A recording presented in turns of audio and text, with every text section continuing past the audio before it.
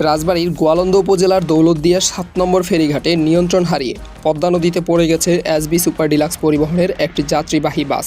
তবে বাসে যাত্রী না থাকায় কোনো প্রাণহানির ঘটনা ঘটেনি। চালক, হেলপার ও সুপারভাইজারকে জীবিত উদ্ধার করা হয়েছে।